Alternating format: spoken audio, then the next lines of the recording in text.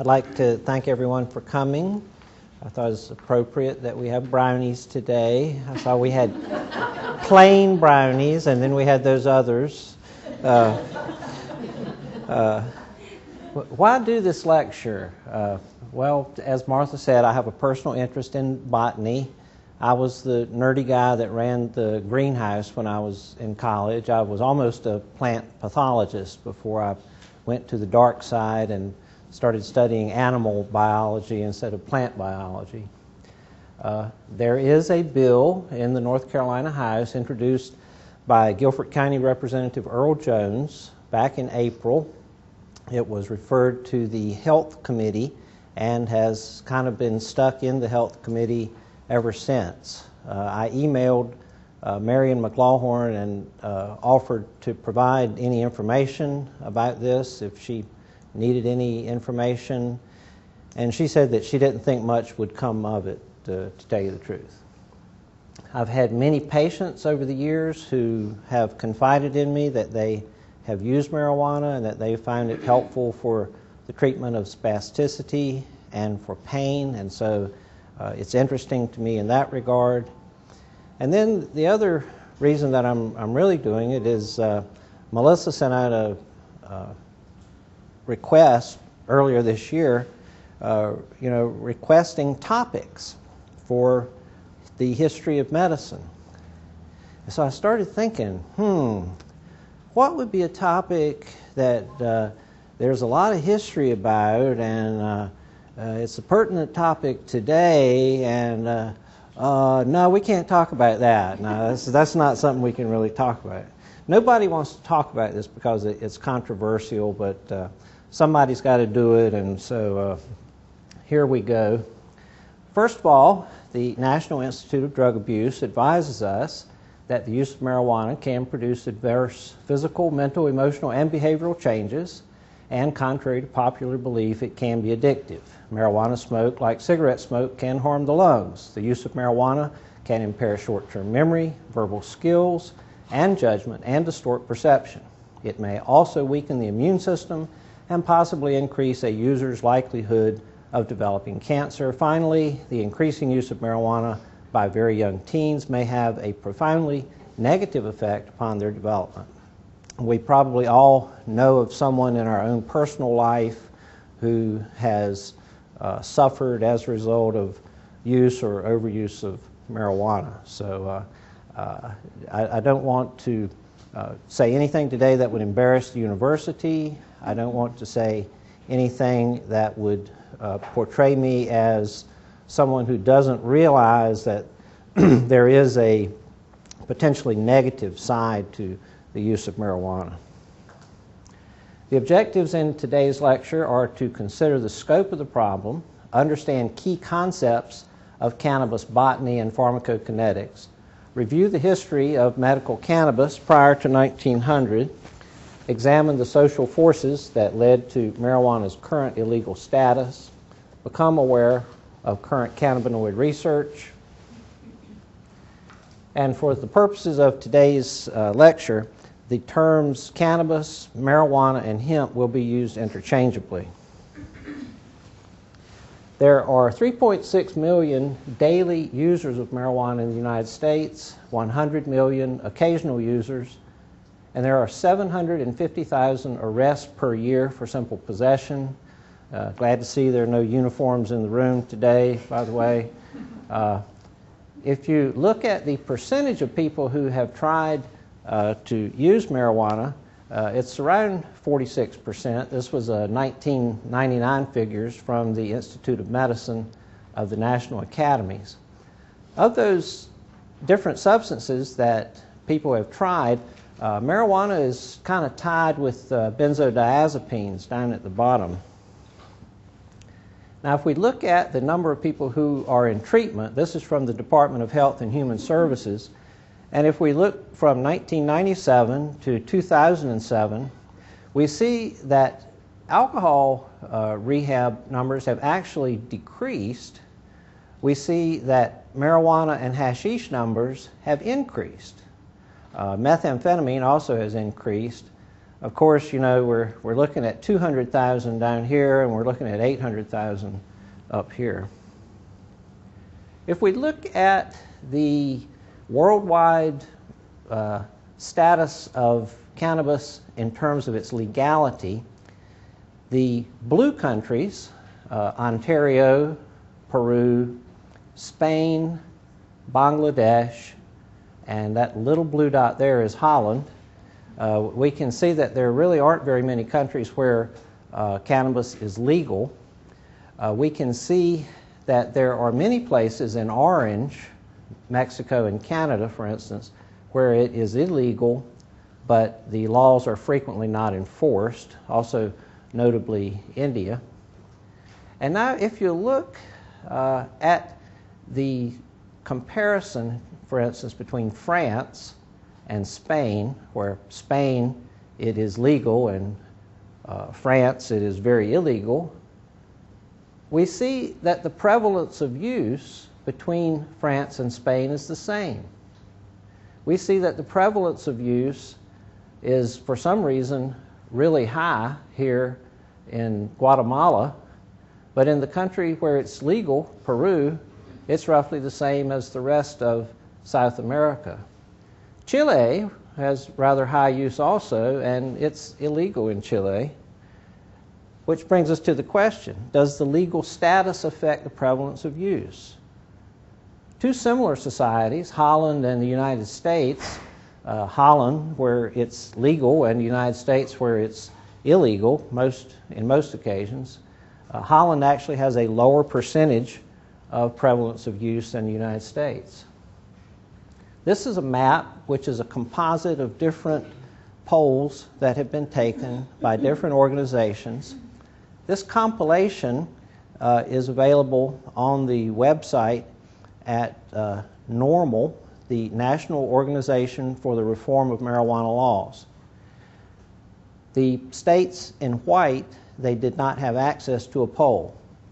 The states that are not in white have had a poll, and the support of medical marijuana can be judged from how green the state is. The states that are outlined in chartreuse have medical marijuana legislation currently enacted. So you can see overall in the United States, it seems from these polls that most people support medical marijuana. This is also verified in a CNN Time magazine poll that was conducted in 2002. When asked the question, do you favor or oppose the legalization of marijuana, 59% oppose the legalization. But when you ask the question, do you think people should be allowed to use marijuana for medical purposes, 80% said that they agreed with that statement. We're going to shift gears now. We're going to look at some of the early history of medical marijuana. We're going to look at first the very early origins. Where did its use first begin? And for the purposes of this slide, this does not look at the use of all hemp, cannabis, and marijuana products. This is just looking at the medical use, and this is kind of broadly defined. But the plant itself was found originally growing in this temperate area in Southeast Asia, and it doesn't show up really well on this slide, but Saudi Arabia is a different color on this slide than India and southern China and the Himalayan area. So before Christ, the area here is where cannabis use was first known. In the 10th century, it became widely used in Saudi Arabia. In the 15th and 16th centuries, it became widely used in Africa and in the Brazil area. This was because of shipping. The hemp plant was valuable for its fibers, which were used in making rope and used in making sails. And so all of the sailors and navies value this plant very highly. In the 19th century, the use of medical marijuana or medical hemp spread to Europe and the United States, but hemp was actually being grown in Europe long before the 19th century. We know that this drug was being used in Assyria because cuneiform is not destroyed through history. It tends to hang in there pretty good. And just like we have at least 3 words for this drug, the Assyrians had 3 words: Azulu, the hand of the ghost; Ganzigunu, the drug that takes away the mind; and Quinabu, the poison of all limbs. Quinabu is similar. If you're an etymologist, then you'll know that this is similar to the Greek word cannabis, which we get our word cannabis from. There were some Chinese origins. Cannabis seed have been found in tombs that were carbon dated back to 2500. It was referred to as Ma. Does anybody here speak Chinese? Ma, from my weak understanding of Chinese, means a plant that comes in 2 forms, implying that the male and the female plant are different. They have different sexes on different plants. The cultivation is said to have started with Shen Nung, the Red Emperor, in 2838 BCE. Ancient Chinese history is very difficult to verify for 2 reasons. It seems like all of the old people in these ancient texts lived to be 400 years old, which is probably not true. And then a lot of the books were burned. During the Qin dynasty, there were the so-called fires of Qin, where all of the books were thrown on a big stack and burned up. Some of the medical books escaped that. The Indian origins are very interesting. The Indian or the Hindu trinity is Brahma, the creator, Vishnu, the preserver, and Shiva, the destroyer. Shiva was, in this case, conceptually the destroyer of the ego, and he is said to have created bhang or cannabis in his head. The holy men of India are called the sadhus, and they seek union with Shiva by renouncing the material world. They smoke large amounts of cannabis every day, and they wear their hair in a style which they think resembles Shiva. A lot of these fellows were employed by the British on their sugarcane plantations in the Caribbean. And when they came over to Jamaica, they found some like-minded individuals, and it's thanks to the sadhu that the Rastafarians adopted some of these same habits. We're going to shift gears again. Now we're going to go into botany. Most people here are not interested in botany, but I'm going to force some down your throat anyway. The plant is mostly dioecious, which means that the male flowers and the female flowers occur on 2 different plants. There are forms, however, that are hermaphroditic and have male and female flowers on the same plant. It is an annual, meaning that it dies with the frost.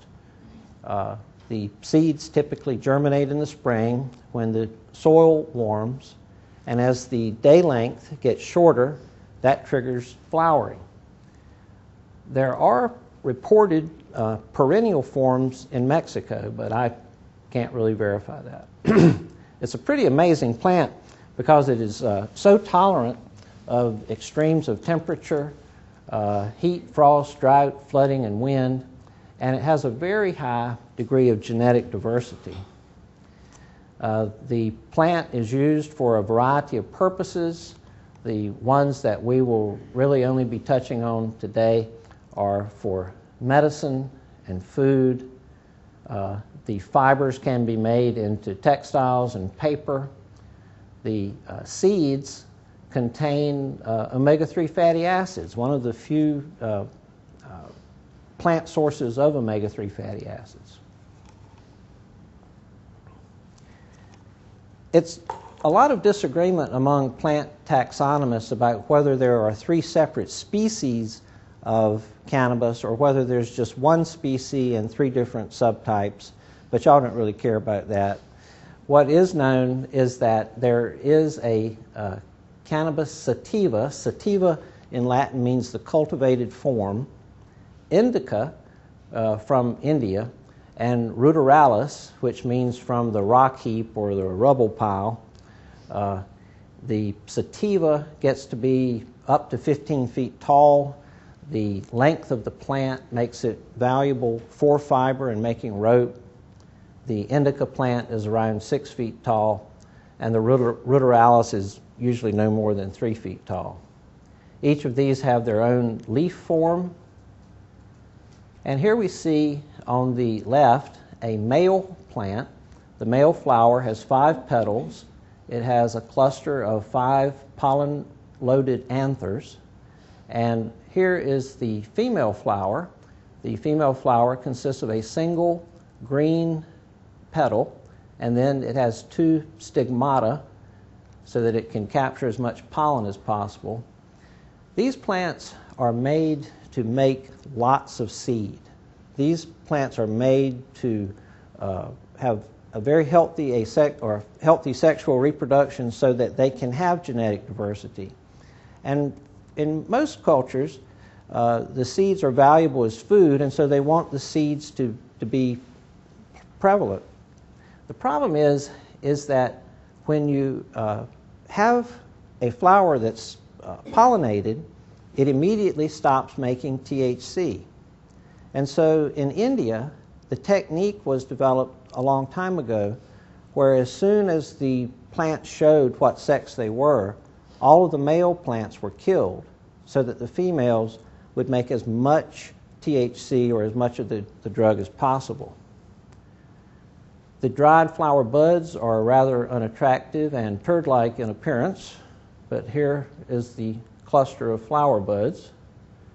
And here under magnification, we see an individual female flower. Here are the stigmata. Here is the petal. The petal is covered with all of these hair-like structures. The hair-like structures are called trichomes. If you look at a trichome under magnification, you see that it has this mushroom-like shape, and the most concentration of THC and other cannabinoids is in the tip of the trichome. The chemical constituents in cannabis are many. There are approximately 460 compounds in the plant. 60 of these compounds have a 21 carbon structure and are classified as cannabinoids. Cannabinoids are soluble in fat and alcohol. They're insoluble in water. They vaporize at 180 to 200 degrees centigrade, and they burn up like paper at 450 degrees. There are some cannabinoids and related chemicals that may be destroyed at 100 degrees centigrade, but there's not very much written about that. The therapeutic effects of the cannabinoids include bronchodilation, antiemetic effects, appetite stimulation, analgesia, decreased spasticity, and axial muscle weakness, and decreasing intraocular pressure. There are some additional effects that we'll get to at the end of the lecture. In India, they have 3 grades of cannabis. Bhang are the dried leaves. They contain between 0.5 to 5% THC. The ganja are the female flower tops. That's from 5 to 15% THC. And charas are the trichomes, which are collected through silkscreen. This powder is called keef, and when the keef is compressed, it becomes hashish, and it has a content of up to 30% THC.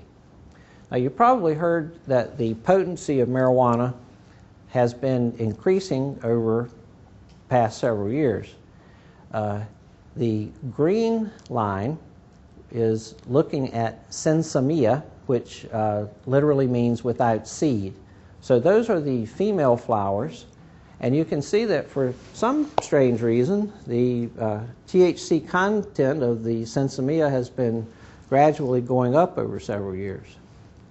The pink line down at the bottom is ditchweed. What is ditchweed? It's the kind of wild form of cannabis or hemp that has escaped cultivation. It's the ruderalis that we were talking about earlier. Oh, by the way, the seeds don't contain THC. The seeds themselves are completely without THC. THC is only in the vegetative parts and mostly in the female flowers and to a lesser extent in the leaves. Why has the quality of the marijuana gone up so much in the past few years?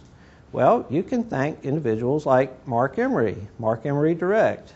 Mark Emery is an entrepreneur who lives in British Columbia, and for the past 10 years or so, he has been selling seeds through the mail in the Pacific Northwest and in the northwest part of Europe. Those appear to be the two areas of the most concentrated experimentation with marijuana production. Mark Emery has been making around $15 million a year doing this. Please do not go to Mark Emery Direct, as you will probably be under surveillance by the FDA. Mark Emery has been jailed a couple of times in the past few years and is facing extradition to the United States later this year for racketeering, money laundering, a bunch of other crimes. Anyway, there has been a lot of emphasis on improving the quality of the cannabis because it's illegal. And the whole industry was kind of driven underground, and that's what has kind of created a monster. And here's what it looks like. These indoor gardens are equipped with bright lights, fans, things to add extra carbon dioxide to the air, more nutrients than the plants can hardly handle. And as a result, the lowly, ugly marijuana plant now comes in a variety of colors and strengths, and they have strains that are supposed to be good for migraine headaches and strains that are supposed to be good for spasticity and a variety of different strains. Shifting gears again, we're going to look at the history of cannabis in Europe. And we will begin with our first documentation that's written in the western part of Europe. The Scythians put the seeds of hemp upon burning stones under bags. Immediately, an agreeable vapor is emitted. The company, extremely transported by the scent, howl aloud. Dioscorides, 40 to 90, sodden roots placed on inflammations soothes them. This is one of several references to cannabis as being a potentially anti-inflammatory drug. And it's also interesting that other European medicine men, Galen and Pliny the Elder, they recognized that there were anti-inflammatory properties. But the thing that most of the European early history of medicine folks did not report on was any kind of a narcotic use. And the theory is that they did not separate the plants. They were not trying to grow the plants for THC. They were growing the plants for the seed and for the fiber. I could have gotten you some more modern pictures showing how hemp is cultivated and how it is used, but I happened to find these pictures. This is from the early 1800s in Romania, and I think these pictures will show you just how labor-intensive the process is of harvesting hemp, even though these pictures are not for the medical use of the plant. The plant is initially cut level with the ground. It's wrapped in bales.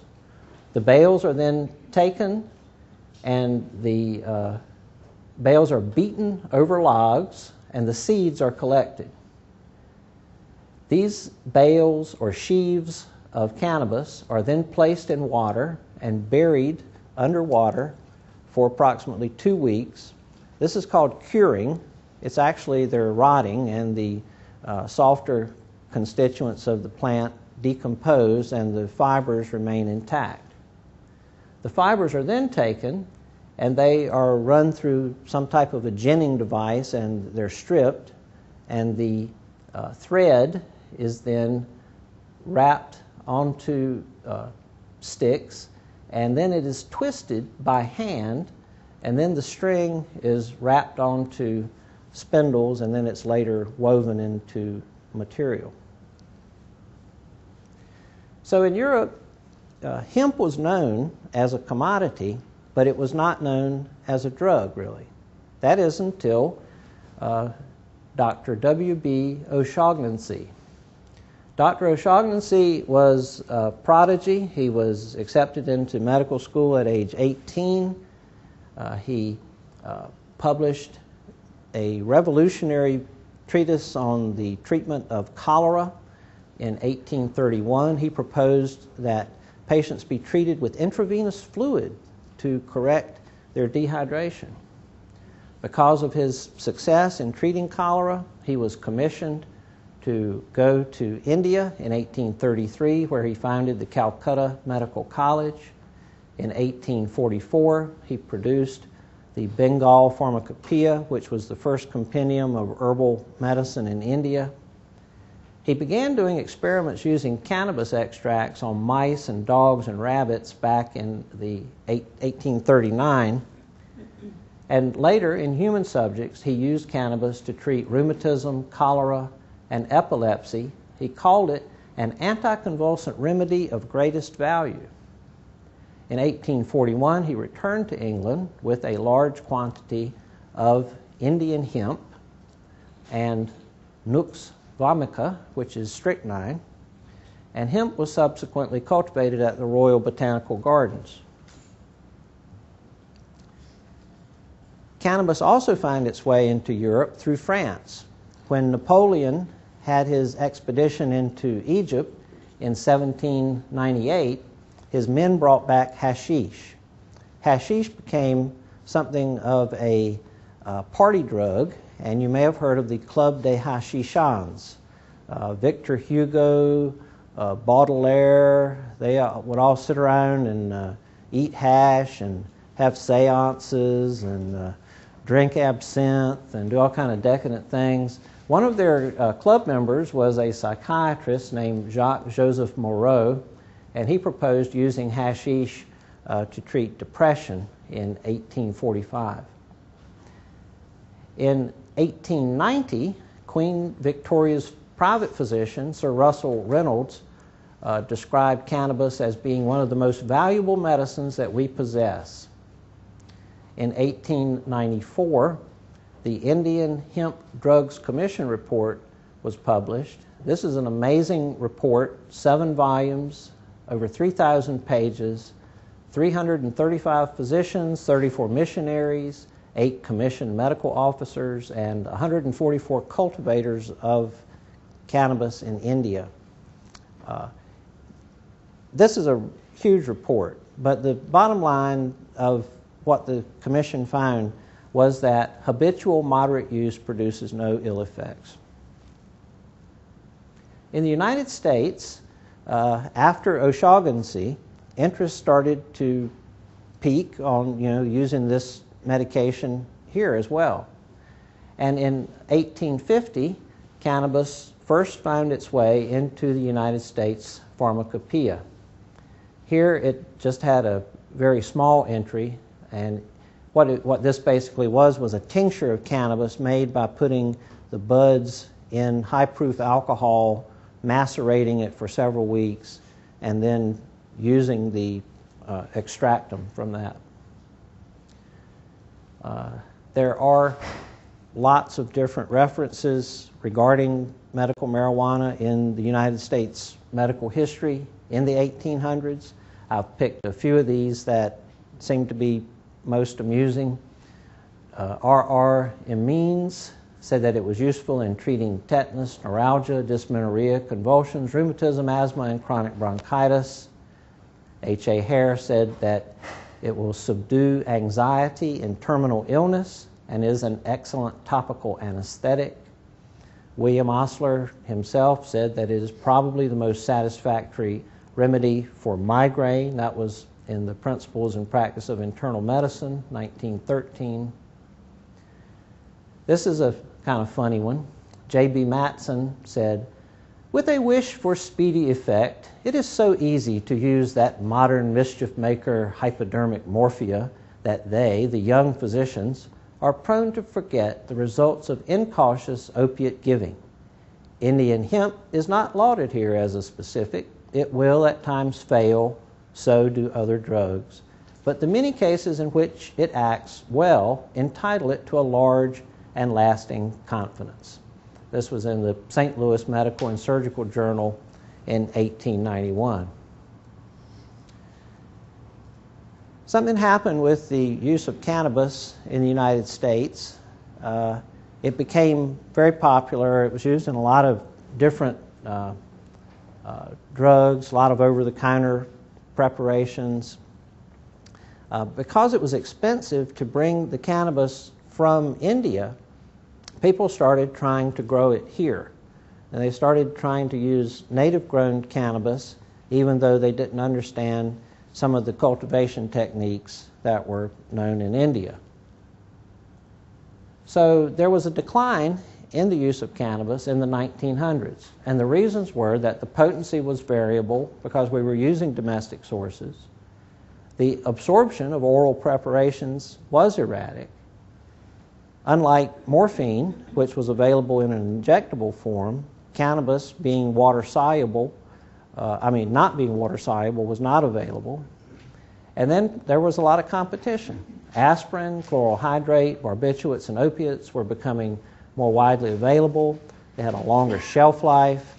And so cannabis started falling out of favor. Here's the last year that it appeared in the United States Pharmacopoeia. This is June 1st, 1936. We're going to kind of flash forward here for just a minute, and then we're going to flash backward. Jack Herer is a fella. That's his likeness. He was featured on the front page of the Wall Street Journal May 2nd, 1991. And it says, "Pot guru Jack Herer has new reasons to promote the hemp plant: food, fuel, and fashionable attire. What is as versatile as the soybean, but illegal anyway?" is the caption up here. Mr. Herer has studied the history of cannabis in the United States, and he has come up with an amazing conspiracy theory that may not be true, but it sounds so entertaining that I'm going to share it with you today. This is Harry Anslinger. He's a pretty bad-looking dude, you got to admit. He married the niece of Andrew Mellon, who was a millionaire banker. He married her in 1886. In 1896, there was the Spanish-American War. The Spanish-American War, some people think, was caused in part by the newspaper giant William Randolph Hearst. William Randolph Hearst hated Mexicans. That's a fact. In 1910, a Mexican revolutionary named Pancho Villa expropriated 800,000 acres of timberland that was owned by William Randolph Hearst. And he didn't like that. In 1913, because of the influx of Mexicans into California, California, ironically, was the first state to make marijuana illegal. The idea was that if you made marijuana illegal and all the Mexicans were smoking it, then you could use that as a way to deport them. 1990, we went into alcohol prohibition. 1921, Mellon becomes the Secretary of the Treasury. 1930, Mellon appoints Anslinger to be the Assistant Prohibition Commissioner. 1933, Prohibition is repealed, and Anslinger doesn't have anything to do. So here goes the conspiracy theory. Remember, I don't believe this. I'm just telling you the story. Andrew Mellon is the banker to multimillionaire William Randolph Hearst. He's also the banker to the DuPont brothers. William Randolph Hearst owns a huge publishing industry. He owns lots of timber. He wants to popularize the production of paper using timber, and he succeeds in a process with the help of the DuPont brothers, who are able to supply the chemicals. He wants to suppress the new interest in making paper from cannabis. The DuPont brothers have a new invention from 1910 called nylon. They see nylon as being competition for hemp. Even though nylon can't stand ultraviolet light and it breaks down in the sun, and hemp doesn't. So these folks conspire to get their buddy, Mr. Anslinger, to make marijuana illegal. And it worked.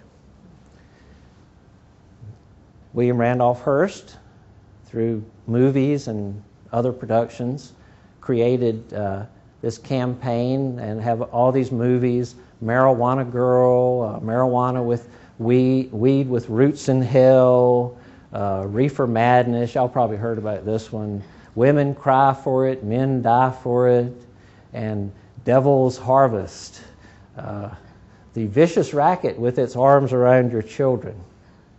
So yeah, it worked really well.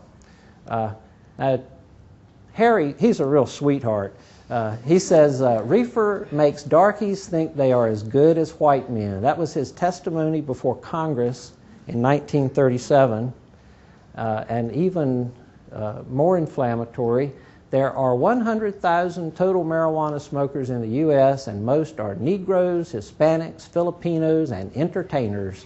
Their satanic music, jazz, and swing result from marijuana use. This marijuana causes white women to seek sexual relations with Negroes, entertainers, and any others. That was 1937, testimony to Congress. And so we have now the Marijuana Tax Act. The Marijuana Tax Act effectively makes marijuana illegal. The AMA, in a letter, in an editorial in JAMA, opposed this act and asked that cannabis be made available in some form or the other. They were then forced to apologize, and they issued a recant of their statement. And so we went into kind of a dark ages of cannabis for quite some time. I'd like to give credit to Lester Grinspoon. I've borrowed from him heavily today, my talk. Dr. Grinspoon is Associate Professor of Psychiatry at Harvard. In 1971, he set out to write a book looking at the true dangers of marijuana, and in writing the book, he changed his mind. He decided that, hey, maybe it's not so bad after all. This says, before we put all of our children in jail, let's take an adult look at marijuana. He followed this up in 1993 with another book, Marijuana, the Forbidden Medicine. This book is mostly anecdotal patient accounts. Some of the patients are really well-known, articulate patients. But these are not case control studies. These are not scientific studies. These are just anecdotal reports of how use of cannabis has helped some people with a variety of conditions. In 1978, there was a lawsuit from a patient with glaucoma. He sued the National Institute of Drug Abuse, and as a result of that lawsuit, there was a federal mandate to make a new program that was called the Compassionate Access for Investigational New Drug Program. Not so coincidentally, Mississippi and North Carolina decriminalized marijuana in 1978. Why come? Well, the marijuana is being grown at the University of Mississippi. They have up to 6.5 acres that they previously have grown marijuana. They do all of their growing now indoors. This is a picture of the research facility and their lead researcher. The marijuana is then sent to an undisclosed location in Research Triangle Park. Here you can see Research Triangle Institute here on the can. And for the people that were approved to get into this program, they each receive 300 cigarettes per month. The program was started in '78 during the Carter administration, and because of the flood of applicants from AIDS patients, the program was closed by the Bush administration in an act of conservative compassion in 1992. So a lot of these patients, it started out being like 24 patients, a lot of them have died, and there's only 7 of them left. But it's a big surprise to most people that the federal government grows marijuana and provides it to 7 people in the United States currently. We're going to look at some opinions here. Should marijuana be a medical option is the question. And Lester Grinspoon said, cannabis is remarkably safe. Although not harmless, it is surely less toxic than most of the conventional medicines it could replace if it were legally available. Despite its use by millions of people over thousands of years, cannabis has never caused an overdose death that we know of. Jocelyn Elders, controversial Surgeon General, the evidence is overwhelming that marijuana can relieve certain types of pain, nausea, vomiting, and other symptoms caused by such illnesses as multiple sclerosis, cancer, and AIDS, or by the harsh drugs sometimes used to treat them, and it can do so with remarkable safety. Indeed, marijuana is less toxic than many of the drugs that physicians prescribe every day. Andrea Barthwell, former Deputy Director of the U.S. Office of the National Drug Control Policy. It is not a medicine. You don't know what's in it. If there were compelling scientific and medical data supporting marijuana's medical benefits, that would be one thing, but the data is not there. And she's right. It's right. There is no compelling scientific evidence. There are a lot of anecdotal reports, but there hasn't been big case-controlled studies using cannabis. States have passed medical marijuana laws. California in 1996 was the first. Alaska, Oregon, and Washington in '98. Colorado, Hawaii, and Nevada in 2000. Montana and Vermont in 2004, and most recently Michigan in 2008. In 1996, Arizona passed a law that allowed physicians to prescribe it, but it did not provide patient access and it did not provide protection for the physicians. And so really the situation is kind of up in the air in Arizona. And in 2003, Maryland permits a medical use defense in court, but really did not provide any kind of medical marijuana legislation otherwise. Okay, we're going to shift gears again. This is a peripheral nerve, and the immunofluorescent stain in green show cannabinoid receptors on the nerve. Timeline for endogenous cannabinoids. 1964, THC was first isolated by Raphael Mechoulam at the Weizmann Institute in Israel. 1985, Marinol was approved by the FDA, generic name Nabilone. 1988, Mechoulam invents a synthetic cannabinoid called HU210, which is 100 to 800 times stronger than THC. And with that, he uses it, and his research team uses it, to isolate cannabinoid receptors, and eventually, in 1992, an endogenous cannabinoid is found, which is in your body, everybody's body. It's called anandamide, They named it anandamide from the Sanskrit word which means bliss. So here they are. This is the guy that found anandamide, and this is Raphael Mechoulam. The three main end products of this metabolic chain are THC, cannabidiol, and cannabichrome. The endogenous cannabinoids are 2-arachidonyl-glycerol, and that's another name for anandamide. And then you have different isomers of that. These drugs are all similar to prostaglandins and appear to play a role in anti-inflammatory processes. So the endogenous cannabinoids, well, these are not all endogenous cannabinoids, but cannabidiol, for instance, is less potent than THC. Cannabichrome does not interact with the cannabinoid receptor, but it may enhance some of the effects of THC. And then here, anandamide is not structurally similar to cannabinoids. It's related to prostaglandin. It appears to mimic actions of THC and other cannabinoids. Cannabinoid receptors are seen in high concentrations in the medulla, cerebellum, basal ganglia, cerebral cortex, hypothalamus, which regulates appetite, hippocampus, which regulates learning and memory, and spinal cord for its peripheral sensation.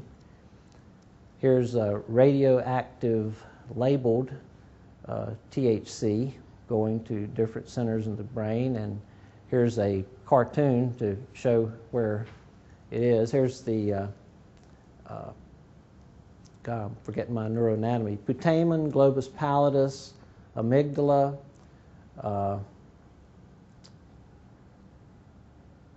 hypothalamus. What's that thing? I can't remember. Anyway, the importance of forgetting.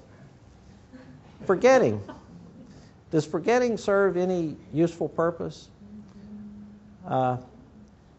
Daniel Lee says that when we're asleep at night, that's the time that we delete our files. If you're unable to delete your files, if you can't get rid of some information, then your brain might explode or something. So there is a role to forgetting as being important. My wife says that I really don't need any help in forgetting, but there may be some therapeutic applications for forgetting. In patients with PTSD, this was a study that is just now coming out on the net. Nabilone, Marinol, decreased nightmares in 72% of patients with PTSD. Enhancing cannabinoid neurotransmission augments the extinction of conditioned fear. This was in animal studies. Conditioned fear can be really made much worse with drugs like cocaine and dopaminergic agents. And they actually took rats that had been conditioned to be fearful, and with cannabinoid drugs, they were able to blunt that response.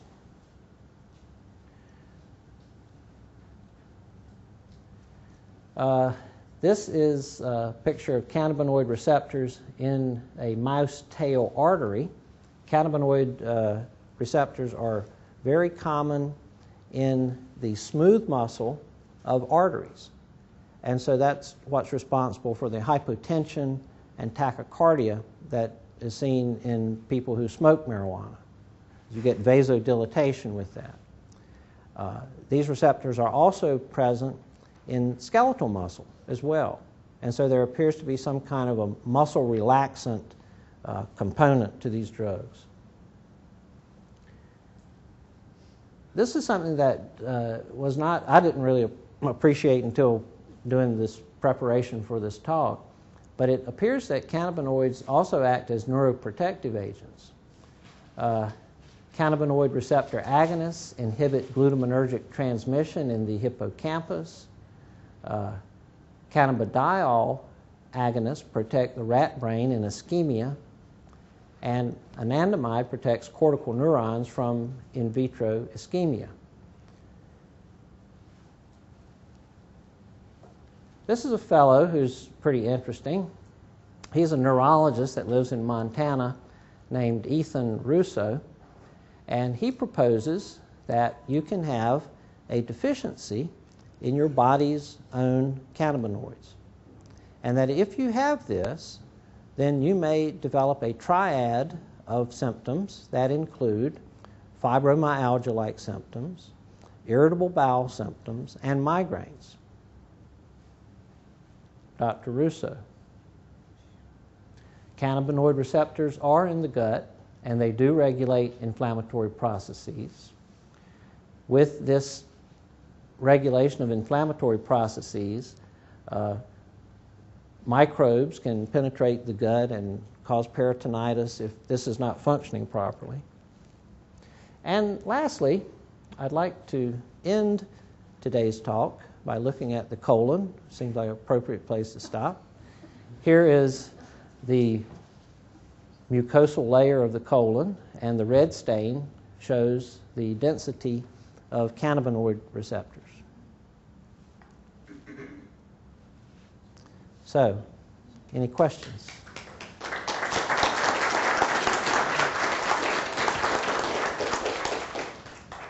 So that we can get the questions as well as the answers on the tape, if you have a question, please raise your hand and let me bring you the microphone.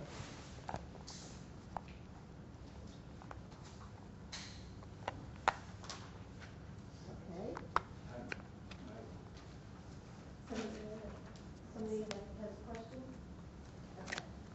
Why don't you come over here, Sue? Thank you. Yes, sir. I was just wondering, since it's been around for so long, why haven't there been any studies and like actual data put down anywhere by any scientists? Well, the studies that are currently being done are being done looking at receptors, and it's kind of fundamental research. The reason that there haven't been any studies done clinically with cannabis or marijuana is because it's illegal. It's kind of dangerous to do that. Yeah, I mean, when it was legalized. You mean back in the 1800s? Yeah, like there's been no documentation whatsoever. You said it was legalized in North Carolina for a little bit. It wasn't legalized. It was decriminalized in 1978. Yeah.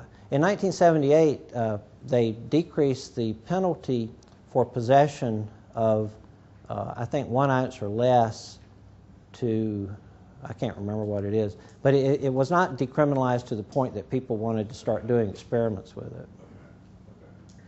Thank you. Sure. As a follow-up to that, I'm going to ask, what about in some of the states where it is legal for medical uses? Are there any people in medical schools in those states working on it? I'm not aware of any. Do you know some? He also said, or what about in Europe? In Europe, I don't know.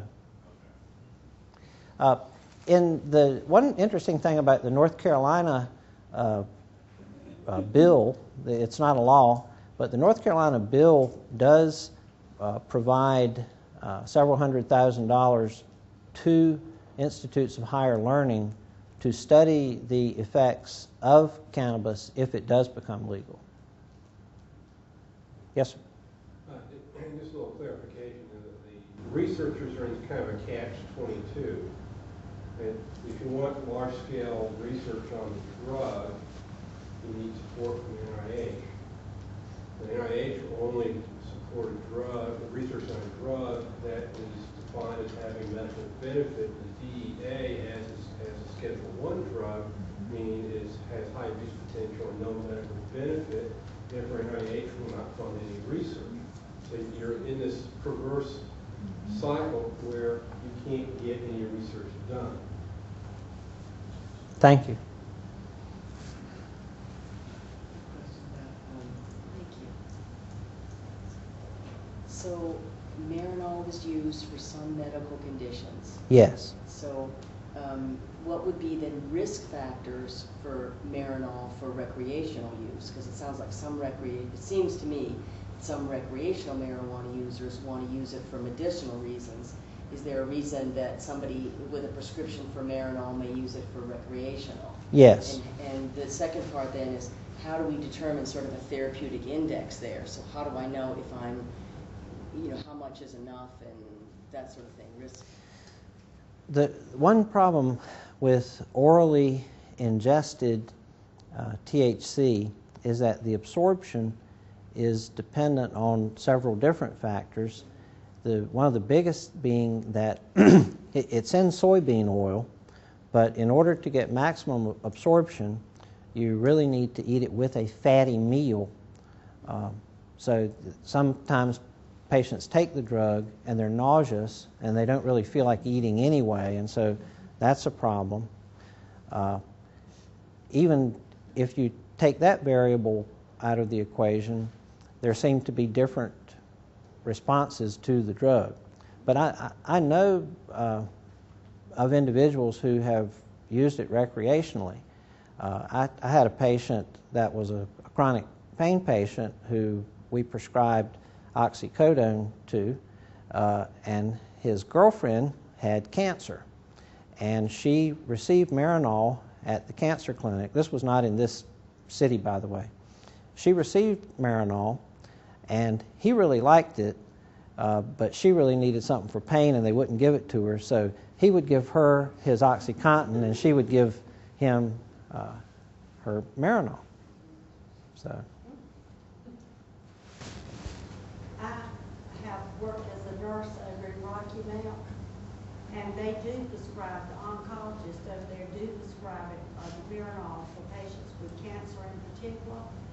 And the main effect that we saw, maybe it was dependent on the dosage was being controlled, but the main effect, which was so great, was that it would fight depression, it increased the appetite, it gave them a feeling of euphoria, and it also relieved their pain. And it worked very nicely for patients, cancer patients. They weren't at the point of hallucinating or recreational level, maybe because it was prescribed lower dosage, but we saw a lot of patients improve that were allowed to have it. I think it's a good drug. It's just you need to figure out with your patient what they need to do to optimize the absorption, and then you have to adjust the dose, which some people seem to be more sensitive to smaller doses, and other people seem to be able to tolerate large doses.